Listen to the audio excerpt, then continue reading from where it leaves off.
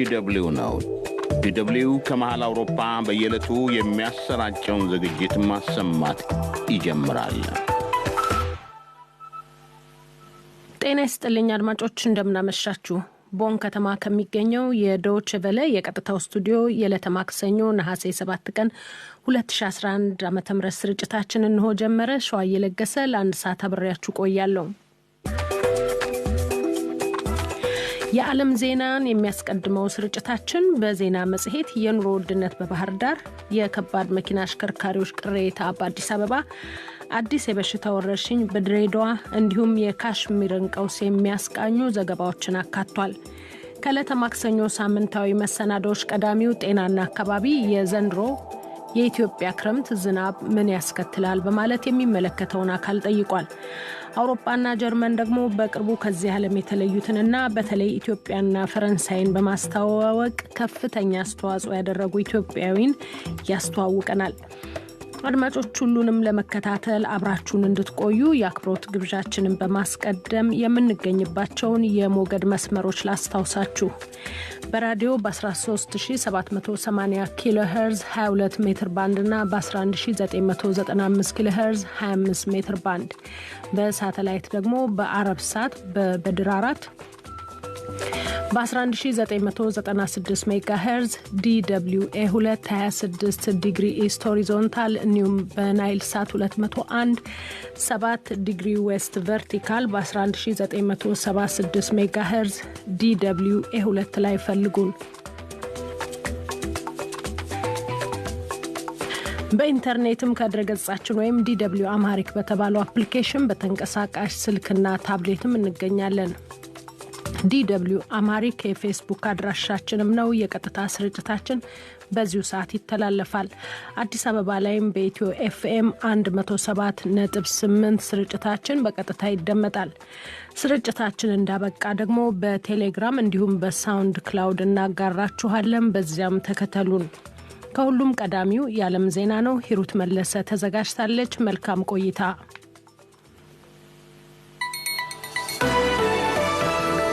የDW ዜና። ጤና ይስጥልኝ አድማጮች። በመጀመሪያም ዋና ዋና ርዕሶቹ። በድሬዳዋ ከተማ አስተዳደር ቺኩንጉኒያ የተባለ ለአካባቢው አዲስ የሆነ ወረርሽኝ መከሰቱን የአስተዳደሩ ጤና ቢሮ አስታወቀ። በአዲሱ በሽታና በሌሎች ተመሳሳይ በሽታዎች ከ3700 በላይ ሰዎች መታመማቸውን የጤና ቢሮ ኃላፊ ተናግረዋል። የቪየትናም ፖሊስ 1.6 ኪሎ ግራም የሚመዝን ኮኬን የተባለ አደንዛዥ እጽ ውጦ ይጓዝ የነበረ አንድ የሴኔጋል ዜጋ ማሰሩን አስታወቀ።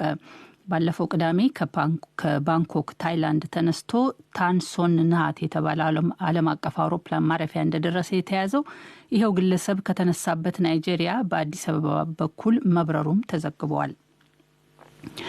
የዓለም የጤና ድርጅት በእንግሊዝኛው ምህጻር WHO በዚህ ዓመት በኩፍኝ የተያዙ ሰዎች ቁጥር መጨመሩን አስታወቀ። ድርጅቱ እንዳለው ዘንድሮ በዓለማችን በኩፍኝ የተያዙ ሰዎች ቁጥር ካለፈው ዓመት ጋር ሲነጻጸር በ3 እጥፍ ያህል አድጓል። ዜናው በዝርዝር። በድሬዳዋ ከተማ አስተዳደር ቺኩንጉኒያ የተባለ ለአካባቢው አዲስ የሆነ ወረርሽኝ መከሰቱን የአስተዳደሩ ጤና ቢሮ አስታወቀ።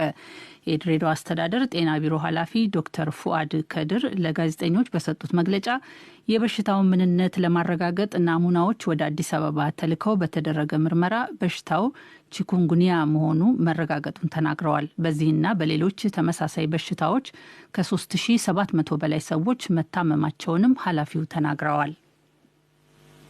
ብዙ ሰዎች ታመዋል። ወረርሽኝ ነው። እስካሁን በደረሰ ሪፖርት ወደ 3756 አካባቢ ሰዎች ታመዋል። ነገር ግን እንደተላከው ውጤት ሁሉም በዚህ በአዲሱ ወረርሽኝ ታመዋል ማለት አይቻልም። አካባቢያችን ያው የማላሪያም አለ እንደዚህም ዴንጉም አለ። ስለዚህ እነዚህ አሁን ሪፖርት የተደረጉ ሰዎች በተክላላ በዚህ በቺኩንጉኒያ ታመዋል ማለት አይቻልም። ምናልባት ዴንጉም ሊሆን ይችላል፣ ወባም ሊሆን ይችላል። በአካባቢው ከሚታወቁት ወባና ደንጊ ከተባሉት በሽታዎች የህመም ምልክት ጋር የሚቀራረብ ስሜት እንዳለው በተነገረው በዚህ በሽታ ተይዘው የነበሩ አንድ የመንግስት ሰራተኛ ለዶይቼ ቬለ እንደተናገሩት በሽታው አቅም ያሳጣል። ሁኔታው የመገጣጠሚያ ሰውነት አካልን ከአቅም በታች የማድረግና የአፍ ምሬት አለ፣ ራስ ምታቶች፣ ትኩሳት፣ ከፍተኛ ትኩሳት አለ እና ፈሳሽ እነዚህ የመሳሰሉ እንትኖች ያው ለጉዳት ያጋልጧል። በሰው ቁጥጥር ስር ያደርጋል በአጠቃላይ ማለት ነው። ቺኩንጉኒያ ከዚህ ቀደም በአፋርና በሶማሌ ክልሎች እንዲሁም በቅርቡ በደቡብ ክልል ተከስቶ እንደነበረ ያስረዱት ዶክተር ፉአድ ምናልባትም ከአጎራባች ክልሎች ወደ ድሬዳዋ ተዛምቶ ይሆናል የሚል ግምት እንዳለ ተናግረዋል።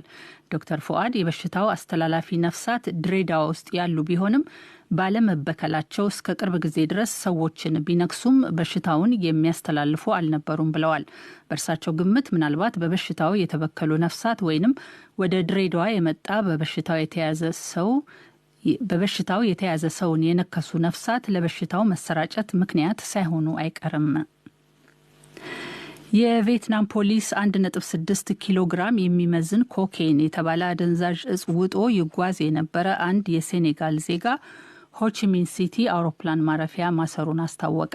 ፖሊስ እንዳለው የ39 ዓመቱ ሴኔጋላዊ መንገደኛ የተያዘው በሰውነቱ ላይ ባደረገው ፍተሻ ነው። በፍተሻው በሰውየው አካል ውስጥ ባዕድ ነገር መኖራቸውን የሚጠቁም ምልክት በማግኘቱ ወደ ሆስፒታል ተወስዶ ሲመረመር በ77 አነስተኛ ጥቅሎች በአጠቃላይ 1.6 ኪሎ ግራም የሚመዝን ኮኬን ተገኝቷል። ግለሰቡ ባለፈው ቅዳሜ ከባንኮክ ታይላንድ ተነስቶ ታንሶን ናሃት የተባለ ዓለም አቀፍ አውሮፕላን ማረፊያ እንደደረሰ የጉምሩክ ሰራተኞች ሲያስቆሙት ለመተባበር ፈቃደኛ አልነበረም። ባንኮክ ከመሄዱ በፊትም ስሙ ካልተጠቀሰ የናይጄሪያ ከተማ ወደ አዲስ አበባ በሮ እንደነበረ ተዘግቧል። ግለሰቡ በዚህ አድራጎቱ የ20 ዓመት እስራት እንደሚጠብቀው የጀርመን ዜና አገልግሎት ዲፒኤ ዘግቧል።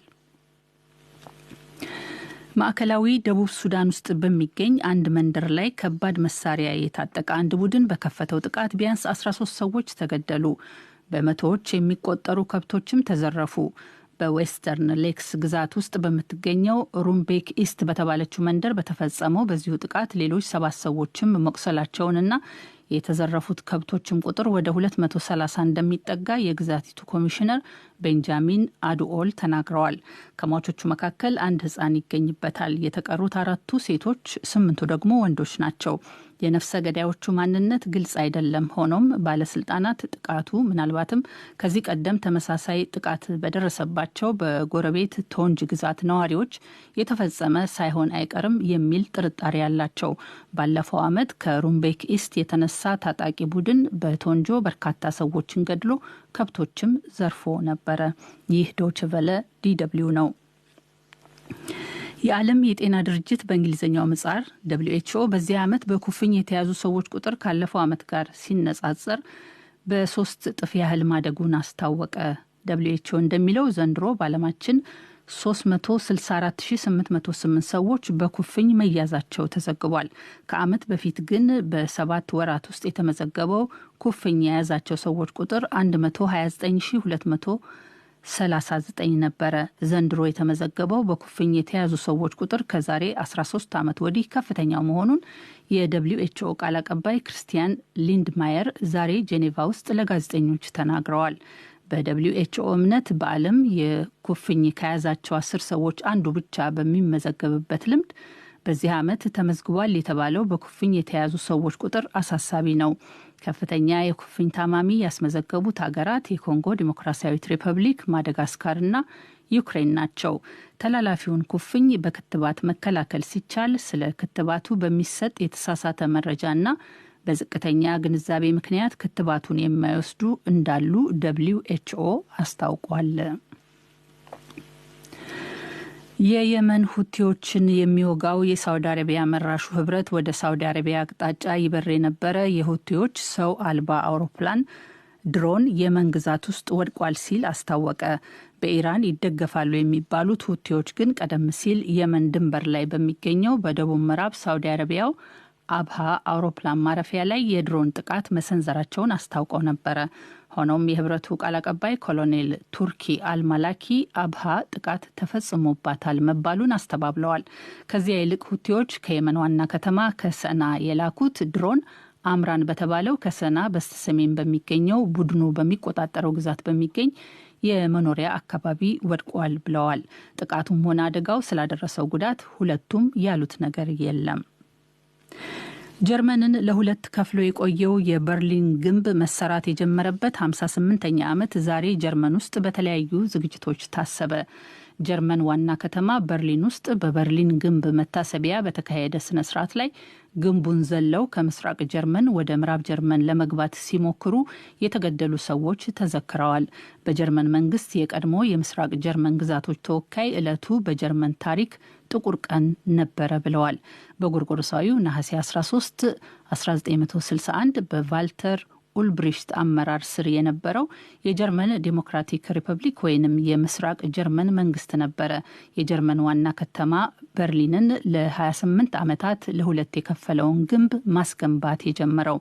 ከበርካታ ተከታታይ ተቃውሞዎች በኋላ በጎርጎሮሳዊ ህዳር 9 1989 ግንቡ ፈረሰ። ከዓመት በኋላ በጎርጎሮሳዊ ጥቅምት 1990 ሁለቱ ጀርመኖች ተዋሃዱ። ይህ ዶይቼ ቬለ DW ነው።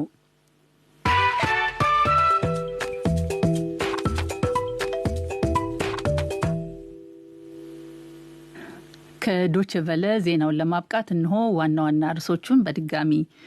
በድሬዳዋ ከተማ አስተዳደር ቺኩንጉኒያ የተባለ ለአካባቢው አዲስ የሆነ ወረርሽኝ መከሰቱን የአስተዳደሩ ጤና ቢሮ አስታወቀ። በአዲሱ በሽታና በሌሎች ተመሳሳይ በሽታዎች ከ3700 በላይ ሰዎች መታመማቸውን የጤና ቢሮ ኃላፊ ተናግረዋል።